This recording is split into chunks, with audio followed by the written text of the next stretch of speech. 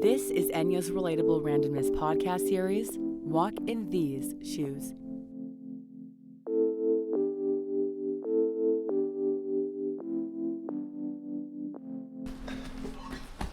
I'm probably going to screw that up again and probably go through the same process. All right. Core is important.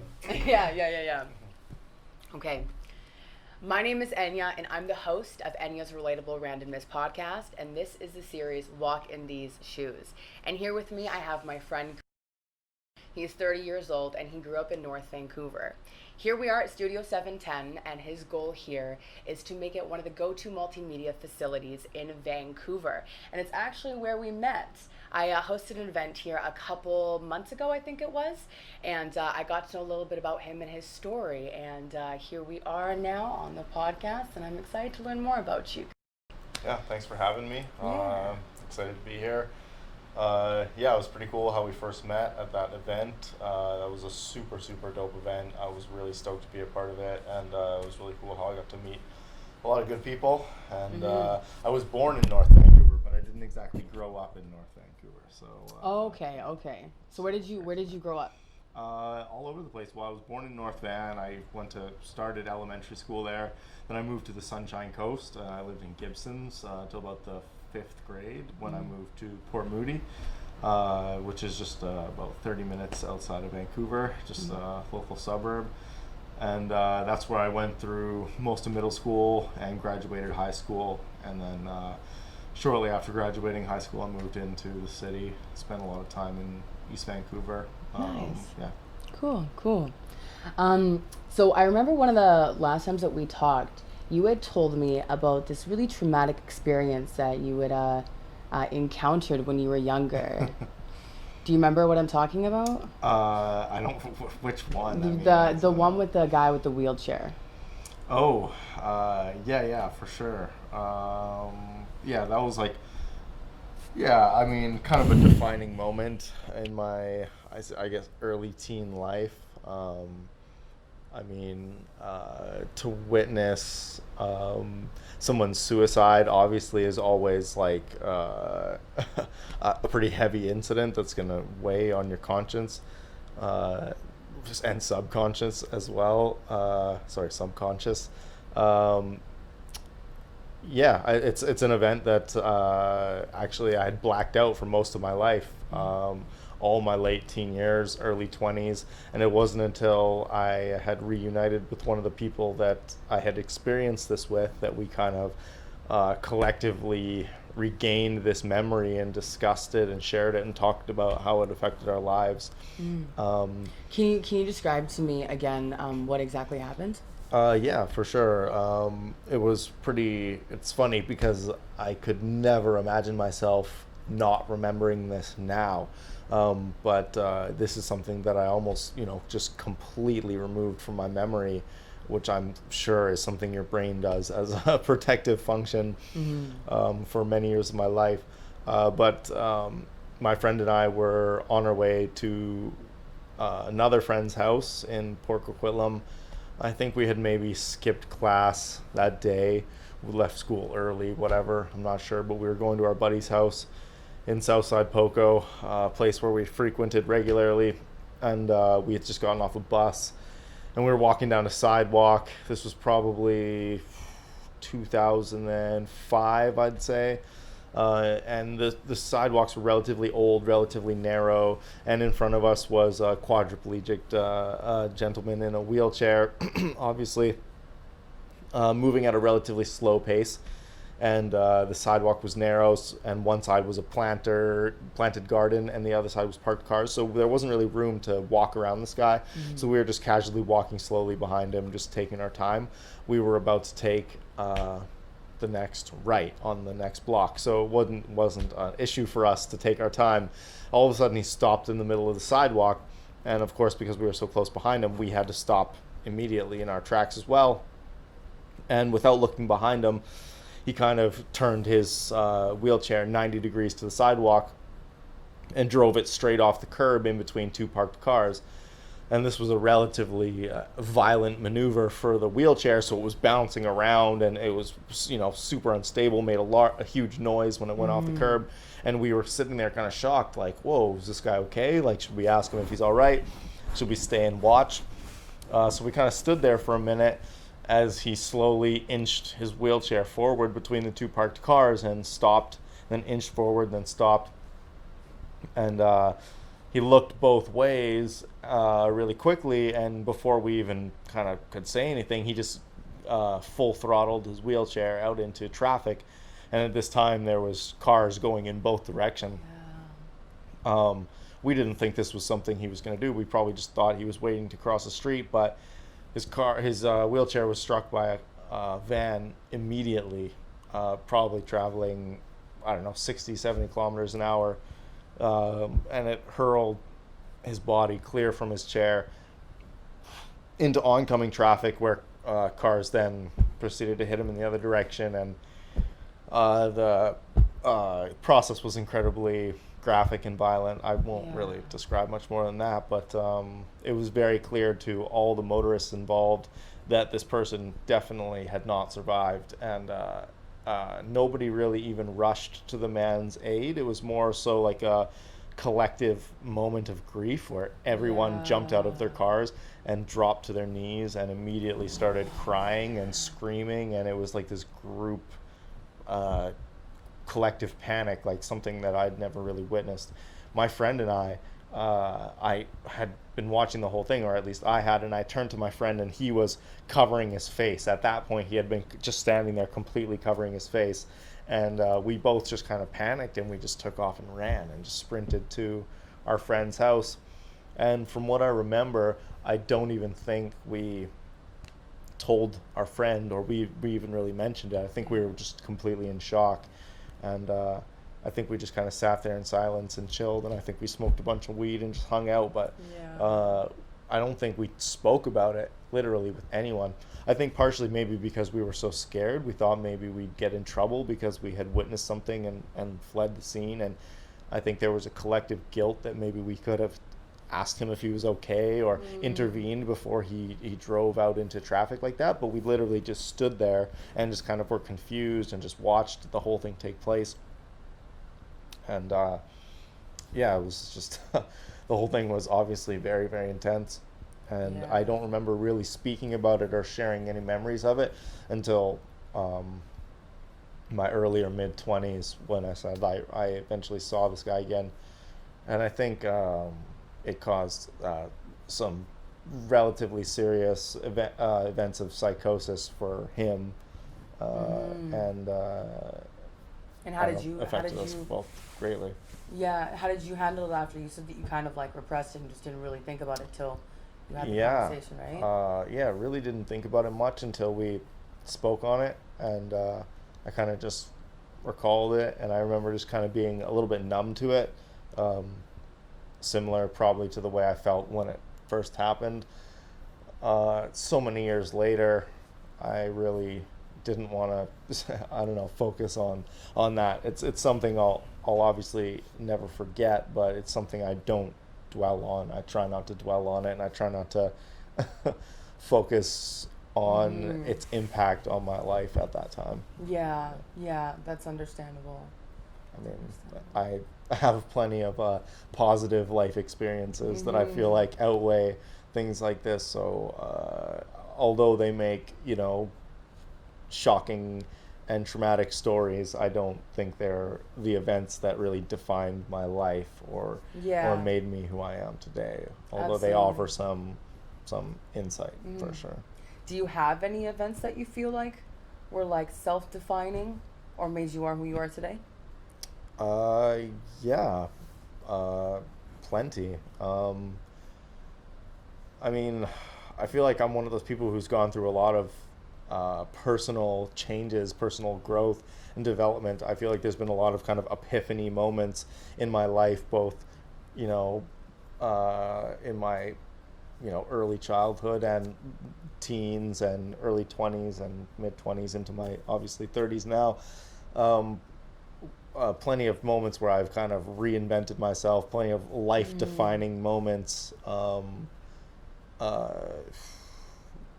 What do yeah, you, what do yeah. I mean, the earliest were probably my creative ones, where I realized there was things I was really intent on focusing on that were music related or art related. Um, until then, I found myself to be quite a loner. I never really fit into any specific friend groups. I wasn't particularly athletic, although I enjoyed sports. I wasn't, particularly skilled in any of my academics. I definitely didn't excel in school whatsoever. So I'd say it was when I found kind of music and art that were my first defining moments in my life. That's cool. Yeah. Art specifically being graffiti and music specifically being Yeah. hip hop. Yeah. And so nowadays, like, what do you spend most of your time doing? Well, I mean, to mention another life-defining moment, obviously it would probably be like the first time I smoked cannabis, or when I realized cannabis was quite a large part of my surrounding and my lifestyle. So, what I spend a lot of my time doing now is cannabis extraction tech, cannabis extraction consultation, and just various levels of cannabis industry consultation. Cool. Cool. Yeah, Right as on. well as music, songwriting, engineering, recording, artist development, Yeah. stuff like that, production. Nice, nice. And as for this cannabis extraction, I know absolutely like nothing about that. Like where does that go on? Like how does that come about? Is it kind of like something that you do like in your own space? Do you have a place that For you go sure, to? yeah. Well, it's a complicated answer. When I originally got into cannabis extraction, it was in a quite a derelict fashion, very makeshift extraction setups and utilizing very rudimentary tools to extract cannabis essential oils. The knowledge was pretty, I guess, scarce at the time. I think the first time I started doing it at a commercial scale was around 2007, 2008, which was pretty early. And how old were you then? Uh, Probably 17, 18, 17, cool. 16, 17, 18, around then. People weren't calling it dabs, there was no oil rigs. Glass blowers weren't making tools specifically for consuming oil. People were smoking this stuff off the end of cigarettes. Like hot knifing? Yeah, hot knifing, hookah coals, glass hot knives, various things similar to the way people were consuming hashes. The processes hadn't been refined, the techniques hadn't been refined, the science hadn't been perfected. People were getting there. It just was still at a very early stage. So And you were then- you were at the beginning of like this extraction of weed. Yeah, kind of Yeah. the early birth of what I consider to be the culture. I mean, people have been smoking cannabis oils, hash oils, honey oils, cherry oils for years. I don't know, 50, 60, 100. I'm not sure. I mean, they have Cannabotham, I believe, is mentioned in the Bible or the Torah or something. This is like the earliest mention of extracted cannabis essential oils. I'm pretty sure it's mentioned in the Bible. But yeah, it's been around for a long ass time. But now the techniques are getting so refined and perfected. A lot of my time is spent selecting various forms of laboratory gear, stainless steel equipment that's utilized for extraction, utilizing hydrocarbons like butane and propane to isolate the most potent aromatic, flavorful, and psychoactive compounds of the plant. So it's been a really long process, lots of learning, experimenting, developing, research and development, all sorts of crazy stuff goes into it. I'm at the point now where I help companies choose the technology they need to create the extracts that fit their market, fit their need. There's so many different processes of extracting cannabis oil that everyone kind of needs their own unique custom solution.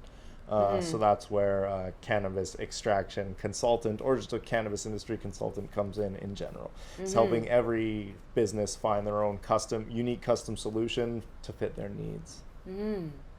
And so are you at the point now where you have like your own, like more than just kind of like the small rig setup? Yeah, well, I mean, yeah, of course. I've helped clients of mine build labs, upwards of $500,000 in value, just in terms of laboratory gear and extraction tech. Anywhere, down to $5,000 to $7,000 to $10,000 in terms of lab tech. I maintain contact with all the companies that I work for. They allow me to utilize their space and their facilities for some of my own needs and purposes. But mostly I just stay in the consultation, communication, and translation of information business. For sure. So in all of like your work that you've done with all of this, has anything ever gone terribly wrong? Well, I mean, it's pretty safe to say that any process that involves, liquid liquid quantities of butane or propane is going to be dangerous. Yeah, I mean, things happen for sure. People make mistakes. Over the, I'd say, my 10 plus years of using liquid butane and liquid propane as an extraction solvent, I've seen many of near catastrophes. Only one large scale catastrophe, of which I'm lucky to have escaped with my life, in my opinion. It's not something I talk about often because it's incredibly rare, and I recognize that in this instance it was entirely due to my own negligence. So understanding that, I'm able to justify my continued involvement with the business and utilizing these same solvents. Like, I'm not scared or apprehensive to work with them after this specific event. But on this instant, I was just trying to make a specific form of extract. It involved me basically removing a certain amount of liquid solvent from a mixture that I was trying to manipulate, basically using heat and basically temperature, using temperature manipulation. I was trying to force some liquid butane to be removed from a mixture. There's plenty of safe ways to do this, and there's plenty of unsafe ways to do this. I chose the unsafe way because I was overconfident in my skills at the time.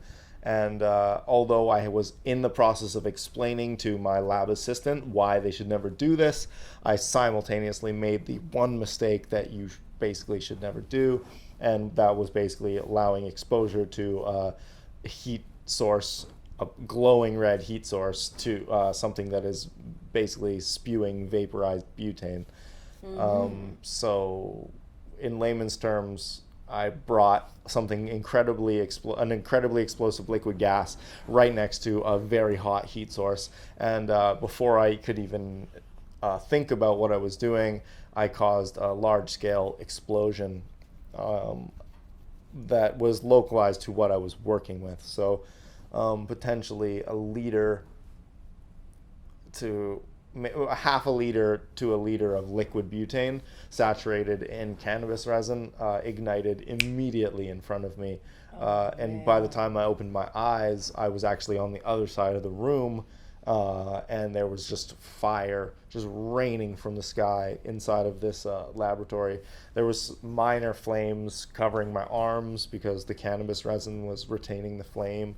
For the most part, butane burns incredibly quickly, like in a flash explosion. So things like third degree burns are incredibly rare in these cases, but the expansive nature of the explosion is so powerful that it can, force you across the room clearly.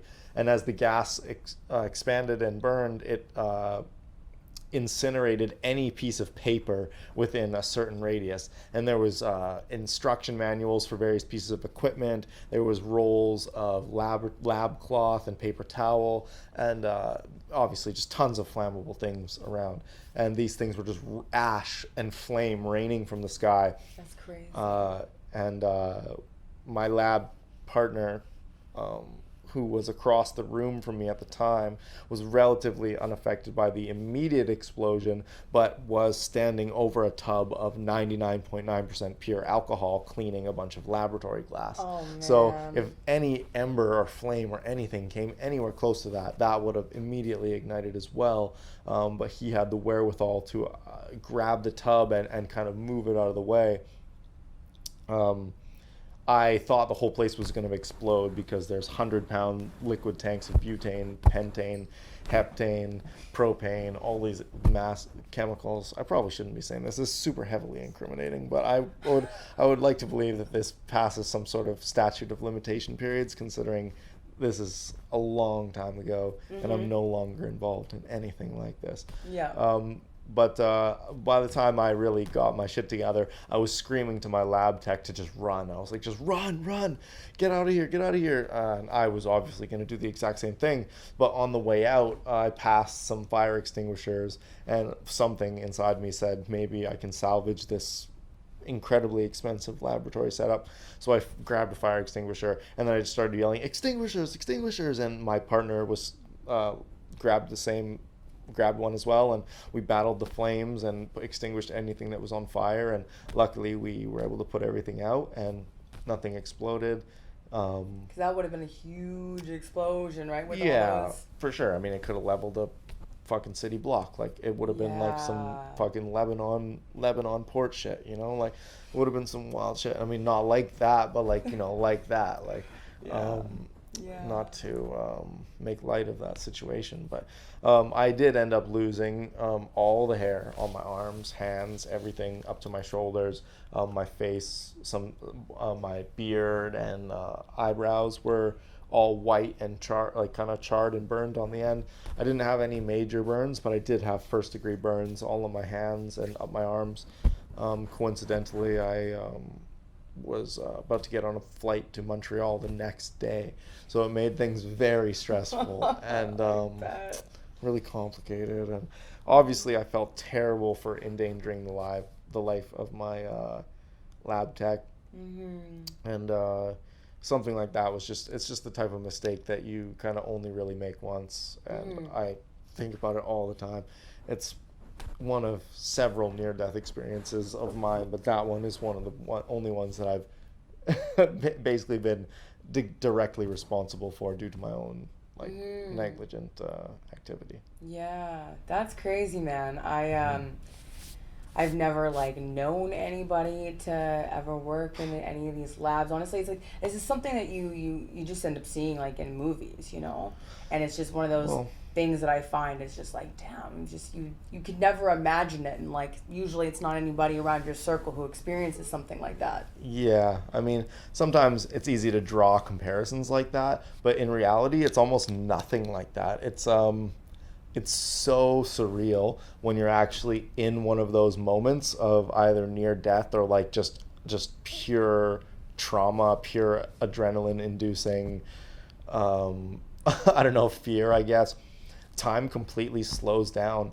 Everything works, I don't know, on a different quantum level. It's so crazy. Things happen so quickly, but at the same time can move so slowly, and it's like a flux. And although you'd think, you know, in my mind I thought this whole process took place over 10 minutes, 15 minutes, and then, you know, when you look at the security camera footage and you're this whole thing took place in a matter of 5.5 seconds, you know, the explosion, you getting up, you scrambling around, you finding the extinguisher, you running in, you battling everything and putting it out. But to me, when it happened, it was this long, slow, drawn out thing. But I think it's almost you know, a pure function of adrenaline that, you know, your brain allows you to I don't know, slow down time, analyze things quicker, analyze things that are coming towards you, scan the room for danger, figure out what the fuck you need to do to figure that shit out and get out of there alive and not die. Like it's, I don't know, it's like your brain is hardwired to do that. And I guess it's kind of similar to fight or flight, but I don't know, I feel like it's a little bit different. There's been several times where I thought I was going to die or and time just completely slows down and it's like not constant anymore, not the same as you perceive it regularly on some wild quantum physics shit. Like, I don't know. I'm not going to pretend I'm an expert on that, but I've definitely experienced it, and I definitely think time is fucking totally based on how you perceive it. So yeah, definitely. I can't say that I've ever really been through anything where I've had that happen to me, where it's been such like such a thing in the moment where then you have to like act on it and like do something about it right then. Like, maybe if it's something where like you got to quickly jump out of the way or things like that, I've been quick with it. But most I find experiences when I kind of like I'm really shocked and really like fazed by something, I black out. I black out, and then I just don't. Usually, I mean, it ends up working out, but I just like kind of like it's all erased. Well, I mean, it's funny because it's not even like that for the negative moments. Some of my most positive moments, some of my highest highs, some of my most potent life experiences, I feel like almost like that. Like I blacked out. Like I lost all perception of time. It started, my adrenaline got pumping. Next thing you know, it's like I just woke up and it was like over, like, and most of them are performance related. My most excited performances, my biggest crowds, or my favorite tours, or opening for my favorite artists. Like some of those times I was just on such a high, and it's the same. Like I'm sure it was adrenaline related, where it's like you don't even remember what happened on stage and you got off and all you can remember was that it was amazing and that it was the best thing ever and that people are fucking cheering and clapping and that's all that matters. You don't know what the hell you did, but you did that shit right, or you must have done something right. Yeah. So it's like purely the opposite, like in that moment time moved so fast I couldn't even comprehend it, and in the other instance it was like time moved so slow that it was absolutely shocking. Yeah, crazy. So out of all these experiences, what's one thing that you've taken from this that you've learned that you will carry on for the rest of your life? Mostly that we live in like a crazy reality where what you project and what you perceive and what you experience are all like separated, and how you react to your immediate environment can totally be the difference between life or death. There's some nihilism, some pessimism, and some glorious optimism all mixed together in some weird balance that allows me to kind of, I don't know, truly appreciate every day that I'm alive, every precious moment, every, near religious experience, all that stuff. Like I think it really just allows you to appreciate all that a bit more. I don't know. It's so funny because when like crazy shit, a lot of people are like, well, did you die? It's like when when they're like doing some crazy shit and you have that one crazy friend that's always wilding out, and it's like, you have those experiences now where it's like you've almost died and you lived and you've had like the peak, or what you consider at that point, your greatest peak rush of positive adrenaline, and like somewhere in between you learn to like enjoy the extremes and the mediums and like all of it. And I don't know, also quantum physics is crazy too, and like observer affects the outcome is like a pretty crazy like quantum theory that like what you're not visually observing is in a complete state of superposition. Anything behind you can technically exist in absolutely any current state. Okay, hello, we are back. I did not bring an extra camera battery and the camera died. So here we are. I have a couple questions for you. I guess there's just one question left. What do you think about when you wake up and when you go to sleep? Like, what's the first thing you think about, and then what's the last thing you think about? Ooh, tough. Uh,